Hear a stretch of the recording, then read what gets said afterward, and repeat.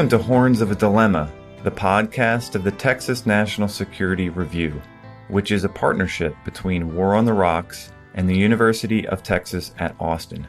My name is Rick Landgraf, the managing editor of TNSR.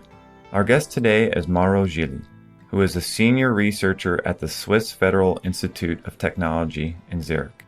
He has co-authored a piece with Andrea Gilli, Antonio Ricci, Agnello Russo, and Sandro Carniel called Climate Change and Military Power, Hunting for Submarines in the Warming Ocean, which featured in Volume 7, Issue 2, our Spring 2024 edition of the print version of the journal. Mauro, welcome to the show. Thanks for having me, and happy to talk about the article. Yes, this article appeared in our spring issue, and it links at least one subject that a lot of people know about and have experienced firsthand, have read about in the news, and that's climate change. And you're linking climate change with military operations, specifically the detection of submarines. I wanted to talk about your argument first and just read a passage from the beginning of your piece. Climate change will have significant effects on military power, capabilities, effectiveness, and employment.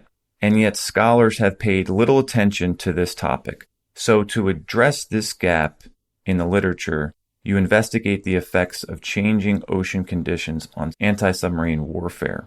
And through a series of ocean acoustic simulations, you estimate the effect of climate change on the detection range of enemy submarines in the North Atlantic and in the Western Pacific. And your results show that in most areas, the range of detection through underwater acoustics is contracting due to climate change. Now, at the outset, there's a lot to unpack there. Can you explain what your main argument is in the piece?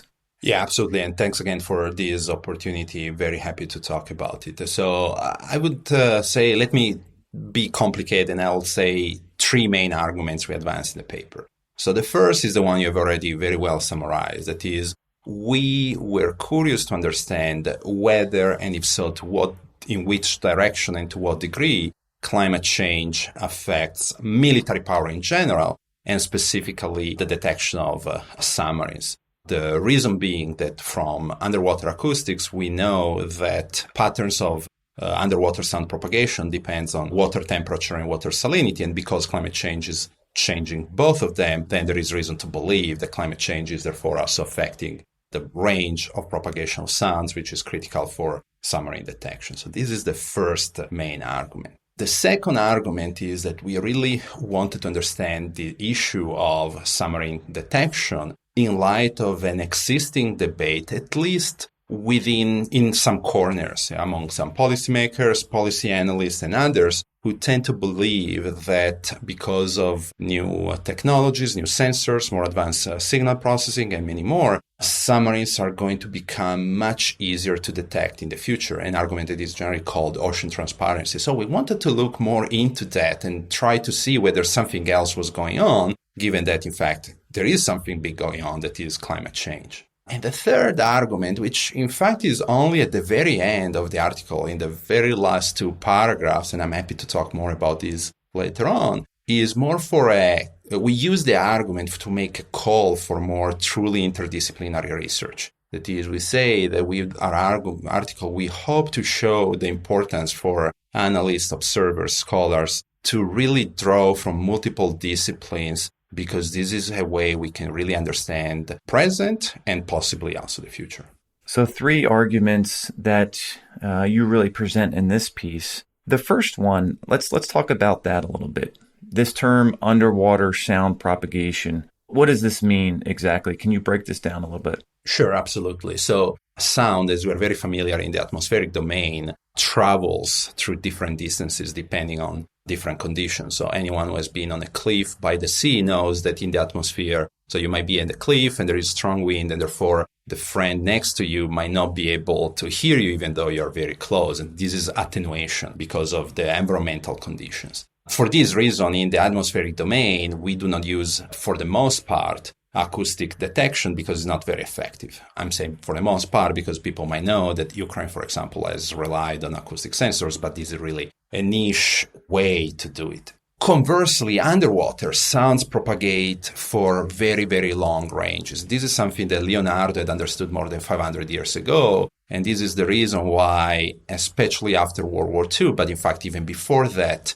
multiple navies started investing in so-called underwater acoustics, meaning sensors that could capture sound so that they could help detecting an invisible threat, and therefore an extremely effective threat, which is submarines. And so underwater sound propagation refers to the fact that submarines, when they are underwater, they either produce sound, which can be detected, or they can be detected by a sensor called active sonar, which works pretty much like a radar. That is, it emits an acoustic signal, and then it captures the return that is reflected by something like a submarine. So this is, in simple terms, the point of underwater acoustics. This is what was so, I think, masterful about this piece, is that you present these, at first glance, highly technical terms, but then you take the effort to break these down, define the terms, describe the terms, which really makes the piece very accessible to a generalist reader. Along that line, this concept of ocean transparency, which is the second argument there. What is ocean transparency exactly? Thanks for sharing this. I'm happy to hear that our article results accessible to a broad audience, because this is, in fact, what our ambition was. If we achieve even just in part, I think at least we didn't fail. So I'm very happy to hear about it. About ocean transparency, so it is a long debate, which I think emerged in the 1970s, about essentially, the main idea is the following. The key strength of submarines is the possibility of submerging and operating underwater. The reason being that most sensors that are so effective in the atmospheric domain are not reliable or not effective for objects underwater. And this is true for radar, radio, lasers, electro-optical, you name it. All these sensors are not effective for detecting submarines. And this is why, as I was saying earlier, we rely on acoustic propagation. Starting from the 1970s, and then in particular over the past 15 years, I would say, this debate has gained a renewed strength. Multiple authors, observers, analysts have started to warn about the potential effects that different type of technologies, in particular sensors technologies, that is sensors meaning devices that capture information from the environment, as well as more advanced software. That is, software is like algorithm that allow to much more effectively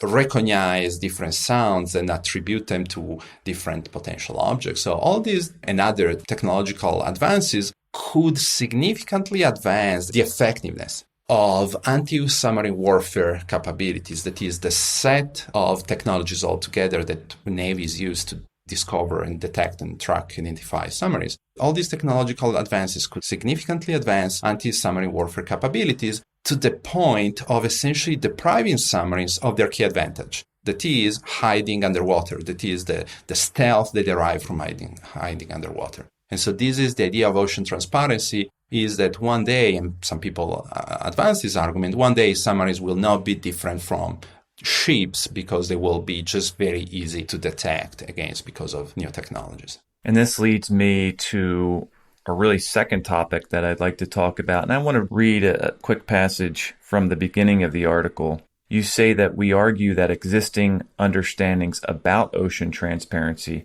which you just explained, advances in technological detection methods, they rely on an unwarranted assumption, namely that the environmental conditions of the ocean will remain constant. And I suspect that this assumption was a motivation in writing the piece itself. Can you talk a little bit about what inspired you all to write this piece now?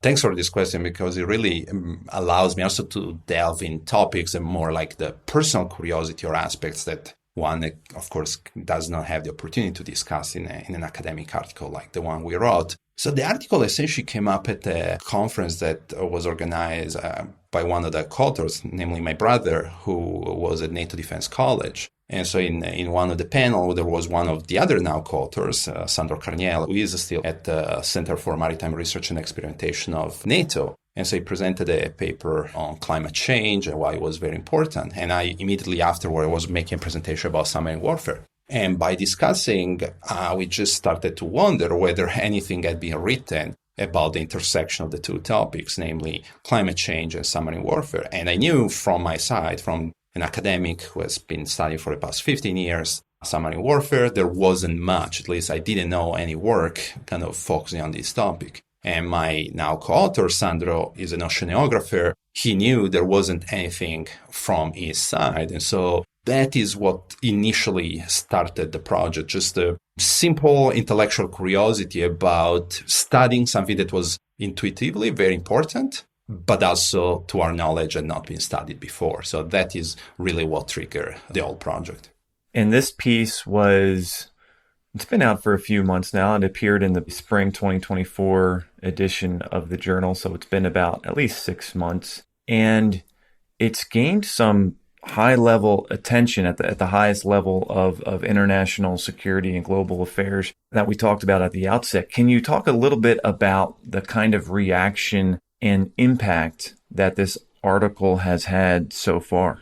Sure, yeah. We have been very happy. So just to put in perspective, we have worked on the article for something like 4 years. So we started it in before the pandemic. So it has been a while. It was a lot of work to make it as rigorous as we could. And so in 4 years, we worked a lot, and then we were very eager to see how different type of audiences would react. And as you summarized, the reaction has been very positive. So there was an article in Nature linking it as one of the new attempt to really study the implication of climate change for international security. There was a full article in The New Scientist just summarizing what we did and our findings. We received some emails by very prominent scholars who have written what I consider the Bible of anti-submarine warfare, reaching out to us saying they really, really like and find it very good example of excellent scholarship. So it made us very happy. And among others, the article was also cited extensively in the NATO Secretary General annual report on the impact of climate change. So this was Stoltenberg, so it came up in July 2024. And so there are like a couple of pages, 4 or 5 pages in which our article is, as I said, cited extensively. So they take our findings really and they use those findings to inspire, to motivate why more research is needed and how NATO needs to kind of think about these topics. So yeah, definitively we have had some positive reaction. And of course, it has made us very happy about this. Well, as you say, it's gotten quite a bit of attention, not only from scientific peer-reviewed journals, but also the NATO Secretary General. And I really think that's a testament to the rigor and the skill and the accessibility with which you present this argument in the pages. So well done. Congratulations. As far as this piece goes, you said that this has been 4 years in the making, started thinking about it, writing it before the pandemic. So as with a lot of projects and labors of love, they evolve over time. How has your thinking evolved on the topic of anti-submarine warfare and the linkages with climate change since this has been published and throughout your study of this topic? Yeah, great question. And I admit it's difficult to answer completely because in particular in those 4 years in which we work on it, of course, my knowledge and understanding of the topic has expanded a lot. And I have to say, to a large degree, thanks to my co-author, it has been a fantastic experience to work with oceanographers. So both my brother and I were really trying to learn as much as we could on our own by reading technical textbooks on sonar engineering, underwater acoustics, signal processing, you name it. But working side by side with people who have spent all their career life on this very topic was, of course, very helpful. And so it really helped us get that nuance that otherwise would have been difficult. One of the many examples is really understanding how, and this is why in the article we go to such length to emphasize that our results are area specific. That is, when you approach a topic like this one, the effect of climate change, you tend to, as a social scientist by training, so I have a PhD in political science, you tend to believe you find a result and as a result is true in general. But then you start working more and more with oceanographic data and you realize that these results are not just specific to a given area, but they are also going to change depending on different time of the day, season of the year, and weather conditions and much more. So you really come to appreciate the complexities that other disciplines that you have studied only from outside hide. And only when you really work from inside, you understand how demanding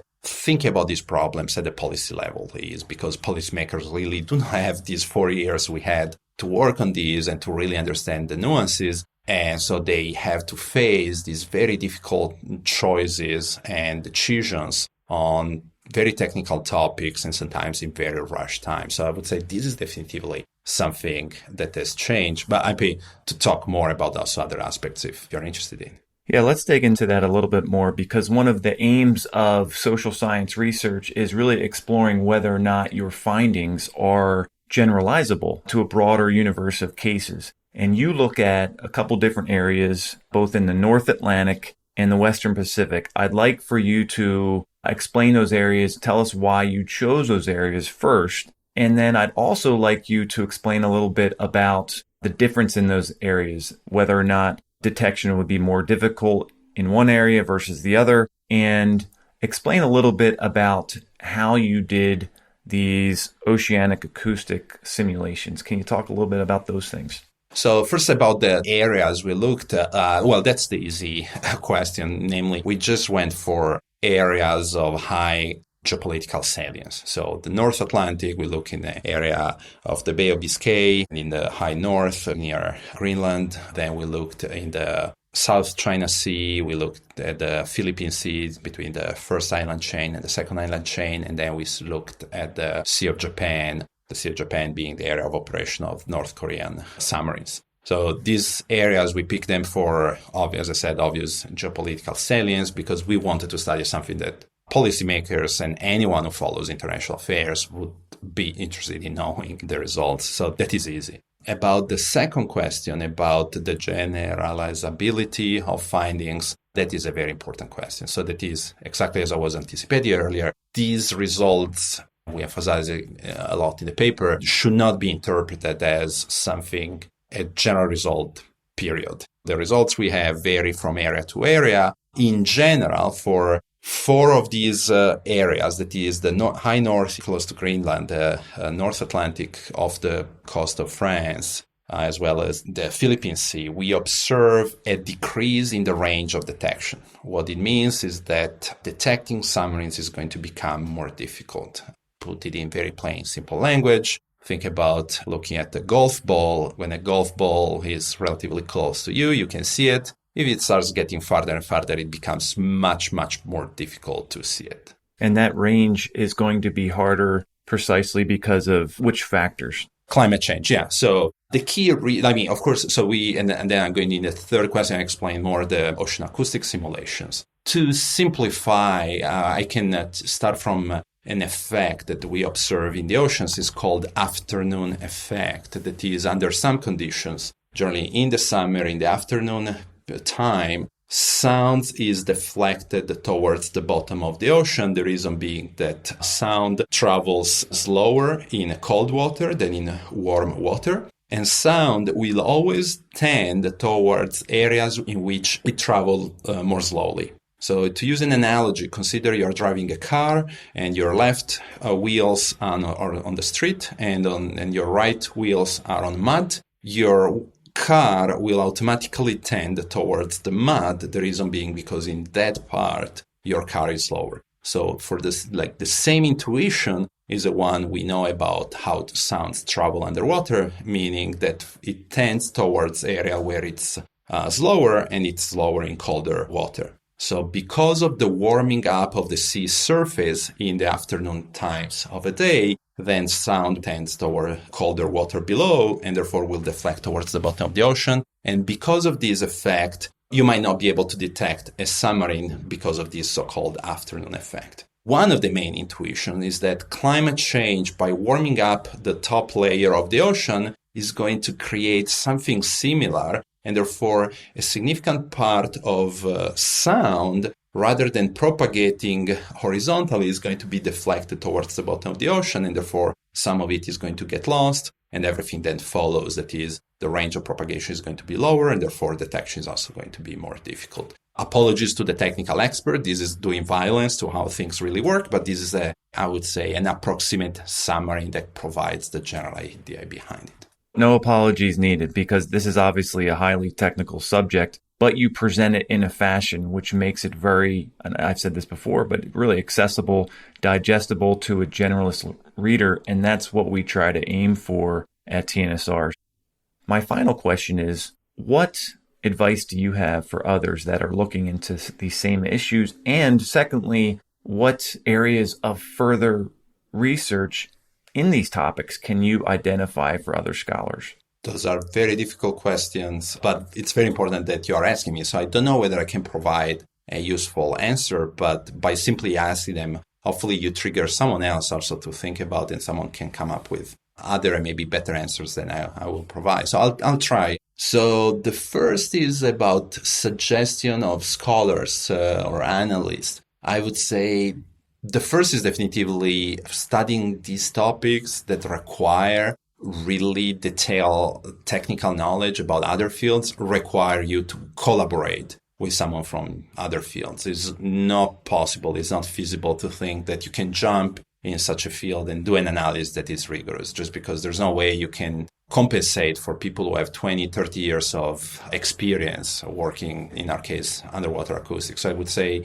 finding people who have technical expertise, engineers or scientists, whatever, and who are interested in this topic is the first step. And I know it sounds very difficult, but there are many out there. So it's quite surprising. The moment you start digging and spending time with engineers and scientists, it's fascinating how many of them are really passionate about geopolitics, international affairs, national security. And so some of them are going to have, whether they are free time, whether the organization they work for allows them to carry out projects like this. So my first suggestion is try to find these people. They do exist. And they will need you, because as much as I relied on my co-authors really for explaining things to me and to making sure that everything on the technical side was right, they were very happy to collaborate with me and my brother, who, as I said, we have a PhD in political science, because we could bring the kind of the big picture, the why, like what policymakers care about, what are the existing policy academic debates.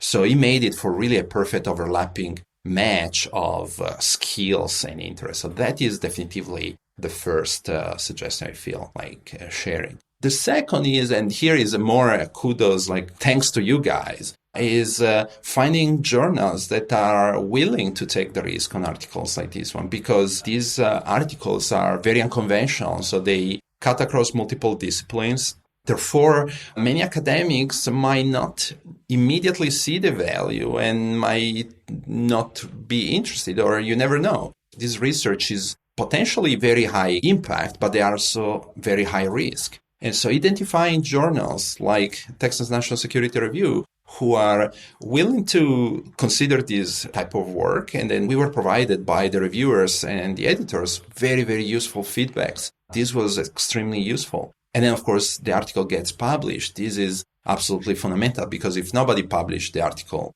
you don't go anywhere. So identifying journals that are willing to take this risk is equally important, because, as I said, otherwise all this effort is not going to lead anywhere. And third, I would say and this is more a reflection on my career, being open-minded. It's the moment you start looking at other disciplines, you realize how much you don't know. And it's really is an humbling experience, because when I finished my PhD, of course, I was extremely proud. I was happy. I also felt confident that I knew a lot about the world. And then you start looking at different disciplines, in this case, underwater acoustics and sonar engineering, and you realize how much you don't know. And so it takes some open mind and willingness to get out of your comfort zone. But I do believe is extremely worthy if you're willing to put the effort.